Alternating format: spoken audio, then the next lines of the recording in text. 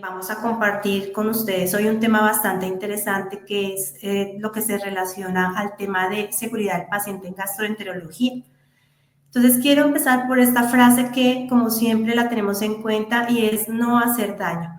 Con base en esta frase se han realizado diferentes estudios a nivel mundial en el cual podemos nosotros encontrar que muchos de los hallazgos que se tienen en estos estudios han sido en que se representan situaciones de riesgo para el paciente o eventos adversos en los cuales se puede generar un daño mucho mayor que encontrar diagnósticos como cáncer, como VIH o como incluso se ha hecho comparación con accidentes o muertes relacionadas con accidentes de tránsito.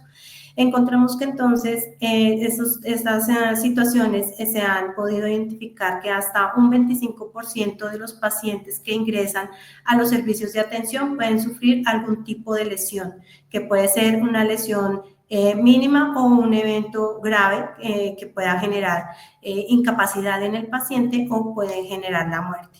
De estos, entonces, es importante tener en cuenta que cuando nosotros tenemos una situación de error en la atención de salud, se genera impacto en tres partes fundamentales de este sistema.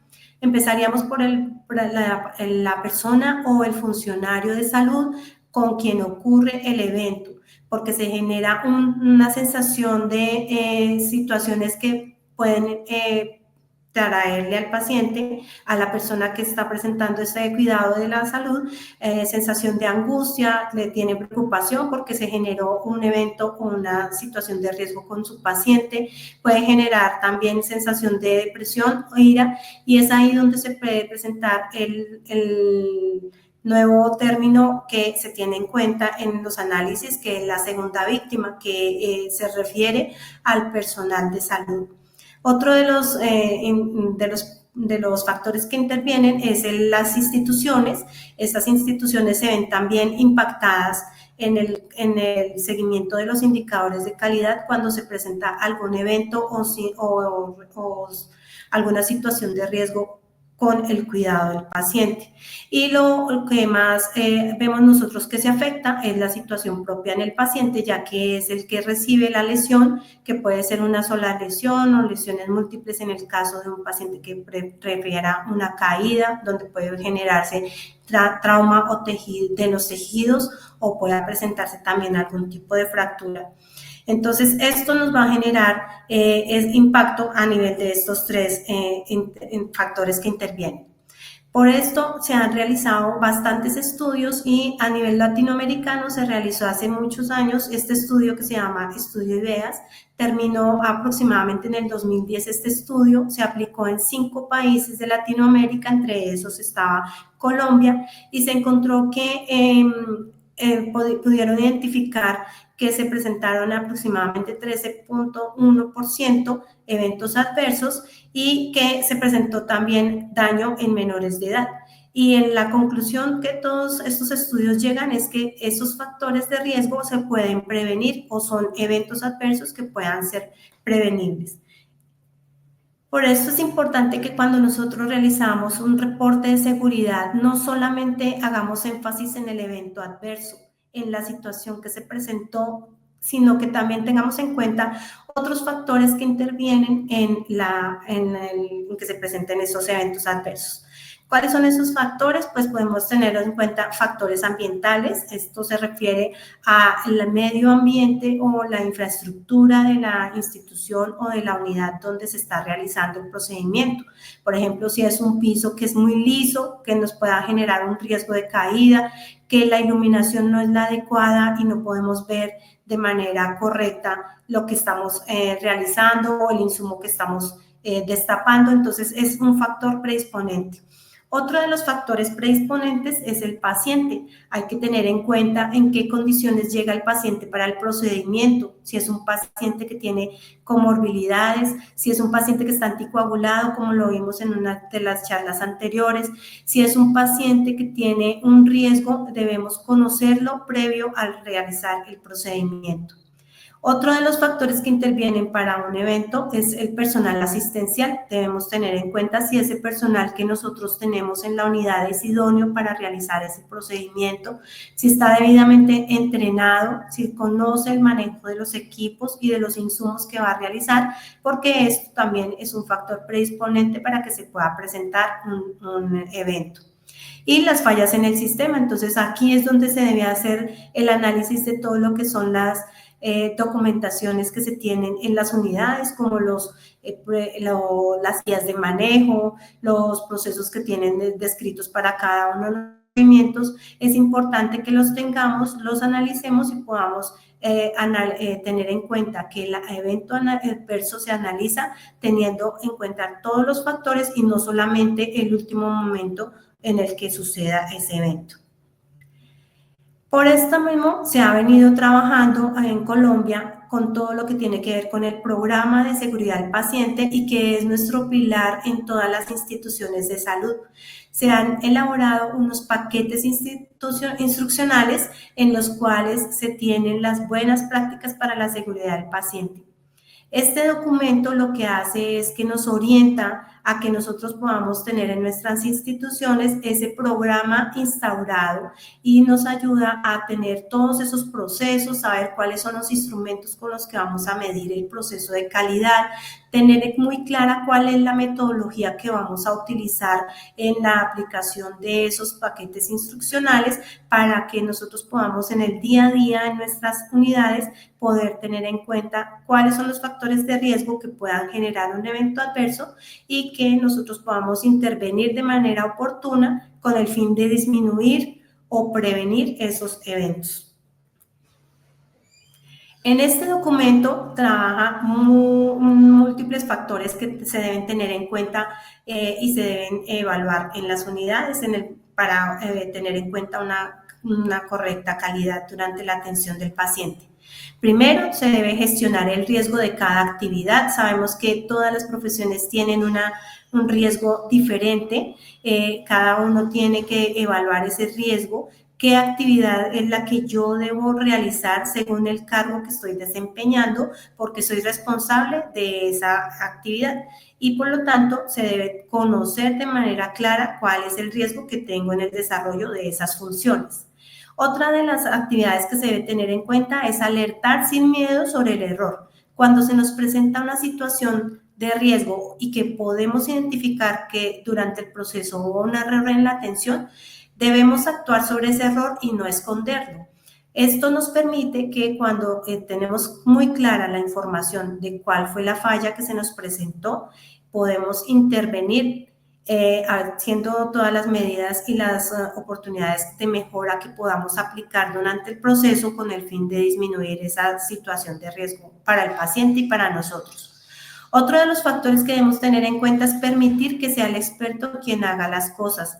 Importante que las personas que están en las unidades de endoscopia estén debidamente capacitadas, estén entrenadas. Para esto nos debemos apoyar en las casas productoras de los insumos, de los equipos, para que ellos nos ayuden a estar en esa jornada, en esas jornadas de actualización y de formación dentro del personal que está en la unidad, con el fin de hacernos expertos y poder identificar que así como tenemos los gastros que son expertos en la vía biliar, el gastro que es experto en tercer espacio, los gastros que son expertos en la terapéutica, así poder tener nosotros nuestro personal de enfermería debidamente entrenado y que se vuelvan o que nos volvamos también expertos y conocer todas las nuevas tecnologías que están llegando día a día a nuestras unidades. Otro de los puntos que debemos tener en cuenta es ante la duda pedir ayuda. Siempre es bueno llamar a un amigo, porque es importante que si yo no puedo o no conozco cómo se hace un procedimiento, debo pedir esa ayuda. Es mejor llamar y que alguien nos apoye o me explique, me saque de la duda y no cometer un error por no pedir esa ayuda que es tan importante. Otro de los puntos importantes que se tiene en cuenta dentro de la política de seguridad es compartir el aprendizaje, poder participar en estas jornadas que nos permiten hacer una actualización, nos permiten compartir el conocimiento y poderlo aplicar en cada una de nuestras unidades. Es importante que cada día lo trabajemos mucho más. Confiar menos en la memoria, por eso es importante que en las unidades podamos contar con todo lo que son los protocolos, las guías de manejo, los instructivos para cada uno de los procesos o procedimientos que vamos a realizar, porque esto nos permite que todos tengamos el mismo proceso y todos cumplamos el mismo paso a paso y que no dependamos de lo que yo me acuerde que toca hacer, sino que podamos confiar en el proceso que se está haciendo y que todos lo hagamos de la misma manera. Y por último, nos recomiendan usar listas de chequeo que verifican la adherencia a las prácticas seguras. Estas listas de chequeo nos permiten seguir un paso a paso en el proceso que estamos realizando y poder cumplir con cada uno de estos. De todo esto han salido los que ya muchas veces nosotros nombramos y es uno de los pilares que nosotros trabajamos en las instituciones que ya contamos con la acreditación, con la habilitación, porque es casi que obligatorio poder cumplir estos objetivos internacionales que se han elaborado basados en esa necesidad de prestar una atención con calidad, de prevenir esos riesgos que nosotros podamos tener en las unidades. Y para esto entonces tenemos la identificación segura del paciente. Importante, este proceso empieza desde que el paciente llega a nuestra unidad. Debemos identificarlo como ustedes lo tengan establecido en sus instituciones, con una pulsera, con un sticker de identificación y debemos tener en cuenta que el paciente debe contar con sus mínimo dos identificadores que son el nombre y el número del documento. Es importante que todos los documentos que diligenciamos del paciente vayan con esos datos. Y lo mismo al tener en cuenta la marcación correcta de las muestras que nosotros manejamos en nuestras unidades. La mayoría de muestras de biopsia deben ir marcadas de manera correcta, los nombres del paciente, el sitio donde se tomó la muestra y el número del documento que corresponde al paciente. Recordemos que el hablar del número de habitación es un riesgo que nos pueda generar errores en el proceso. Hablar del paciente, del doctor fulanito, que tampoco lo debemos hacer, o mucho menos hablar del paciente como una patología. La comunicación efectiva. Importante que esa comunicación la mantengamos con todo el equipo de trabajo, incluyendo a nuestro paciente. Él debe conocer cuáles son los riesgos a los cuales se va a exponer en el procedimiento, debe conocer muy bien qué es lo que está firmando en el consentimiento, debemos explicarle de manera clara y de manera que el paciente nos entienda, no utilizando términos técnicos, sino de términos que el paciente pueda entendernos de manera clara de lo que se le va a realizar y a qué se está sometiendo. Con el equipo médico es importante que siempre tengamos en cuenta la claridad de la comunicación, tanto en la comunicación verbal como en la comunicación escrita. Y recordemos que las órdenes que son verbales o telefónicas se deben siempre después legalizar de manera escrita con el fin de tener toda la documentación clara en la historia clínica. Todo lo que tiene que ver con valores críticos, resultados críticos, importante que el paciente y su familia reciban la información y el médico tratante también debe recibir esa información con el fin de saber qué conducta se le va a continuar al paciente. Toda esta información debemos manejarla de manera clara. Cada institución define qué tipo de estrategia de comunicación va a tener para que la información sea clara, concisa, precisa y no quede en el ambiente o en el aire. Otro de las metas de seguridad del paciente se refiere a la parte de administración de medicamento. En nuestras unidades manejamos elementos o medicamentos que son de alto riesgo, como son los de sedación. Deben estar correctamente identificados. En algunas instituciones utilizamos identificación con colores que se debe tener una marca clara, legible, y no solamente confiarnos en el color, sino siempre verificar en el nombre del medicamento que estamos utilizando. Otro de los medicamentos de riesgo son los electrolitos. Si nuestro paciente llega del área de hospitalización, viene con una infusión de electrolitos, debemos continuarla, debemos administrarla a través de bombas de infusión y de manera haciéndole seguimiento para evitar riesgos en nuestro paciente. Y lo mismo tener en cuenta con todo lo que tiene que ver con anticoagulantes e insulinas que hacen parte de este grupo de riesgo. Y en el momento de marcación, los medicamentos que están dentro del grupo LASA, debemos identificarlos ya sea con marcación numérica, con marcación de letras grandes y pequeñas y con marcación de colores si es necesario. En el proceso durante todo el proceso de la administración, debemos siempre conservar que el paciente tenga una adecuada prescripción. Esto lo hacemos con la ayuda médica. El almacenamiento de los medicamentos debe ser en el sitio indicado, haciendo un seguimiento, si es necesario, con control de temperatura y humedad. Y en el momento de la dispensación, pues tener en cuenta a quién se le está administrando y verificando todos los correctos que correspondan a la administración de los medicamentos. En el procedimiento endoscópico seguro, pues nosotros hacemos parte de esos procedimientos endoscópicos que hacemos cada vez. Tenemos unos procedimientos que son más complejos, que requieren mayor cuidado, requieren una mayor atención, por lo tanto debemos aplicar todo lo que tiene que ver con las listas de chequeo prequirúrgicas.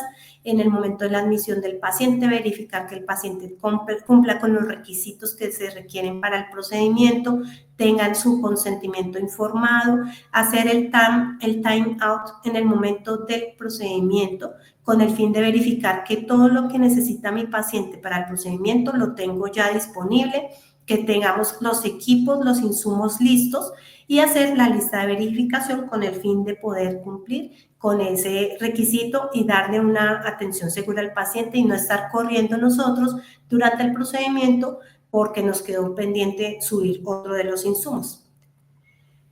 Reducción de infecciones, importante. Nosotros manejamos un área que es bastante sensible con relación a este tema.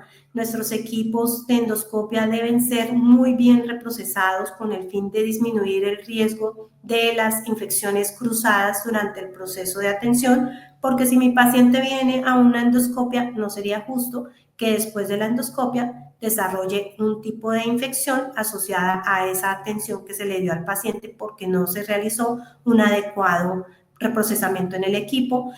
Tener en cuenta que nuestro mayor instrumento para esta prevención y reducción de infecciones está en nuestras manos. Cumplir con los 5 momentos del lavado o higiene de manos es importante y tener en cuenta también qué tipo de aislamiento pueda tener mi paciente en el momento en que yo lo reciba en la unidad.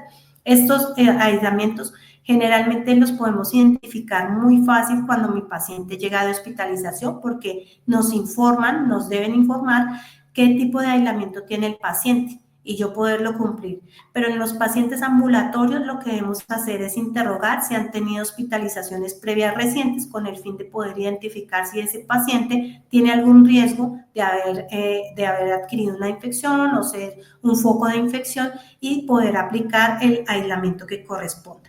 Con todo lo que tiene que ver con los insumos médicos, obviamente tener en cuenta que si nosotros estamos en un proceso de reuso, debemos garantizarle al paciente que esos insumos son esterilizados, cumplir con el programa de reuso para poder garantizar que el insumo está libre de cualquier riesgo de infección.